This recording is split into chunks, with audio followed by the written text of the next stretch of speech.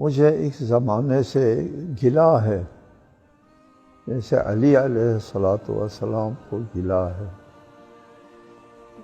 اس زمانے سے۔ علی مظلوم رہے رسالت مآب کے بعد، اس میں ہم بتائیں گے علی کیسے مظلوم رہے۔ علی رسالت مآب کے بعد مظلوم رہے، جب آپ کو خلافت ملی تو زیادہ مظلوم رہے۔ علی دشمنوں کی طرف سے بھی مظلوم، علی دوستوں کی طرف سے بھی مظلوم۔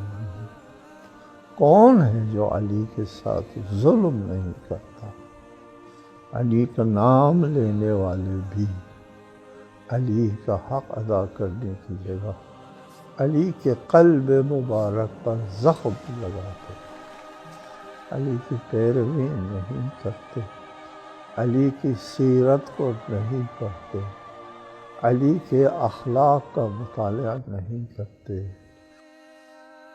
کلام اللہ موجود ہے نہیں پڑھتے، نہج البلاغہ موجود ہے نہیں پڑھتے، نہ پڑھ سکتے ہیں، نہیں پڑھتے۔ علی کو لوگ زندگی میں قبول نہیں کرتے، جیسا کہ میں نے عرض کیا، علی کے عدل کو قبول نہیں کرتے، برداشت نہیں کرتے تھے لوگ، اور آج بھی علی کی سیرت کو قبول کرنے کے لیے حاضر نہیں ہے۔ میں کیا کہوں؟ اے لوگو، علی کا شیعہ بنو، علی کا شیعہ بنو، علی کا شیعہ بنو۔ دنیا میں اور آخرت میں اگر سرخ روئی چاہیے، نجات چاہیے، ایک مولا کا فرمان ہے، یا حار حمدان من یمت یرنی، اے حارث حمدان، جو بھی مرتا ہے وہ مجھے دیکھ لیتا ہے۔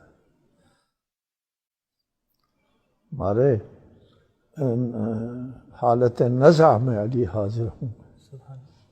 یہ کسی شاعر نے کہا ہے، ایک ہی فرمود ہے، من یمت یرنی، کاش کہ 1000 بار میں دن میں 1000 مرتبہ مرتا تیری زیارت کر لیتا۔ اے وہ ذات جس نے کہا جو بھی مرتا ہے وہ مجھے دیکھ لیتا ہے۔ سبحان اللہ۔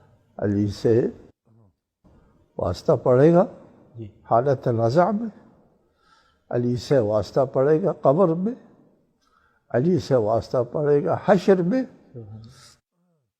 اور علی کی شفاعت کی ضرورت پڑے گی تمام مراحل میں۔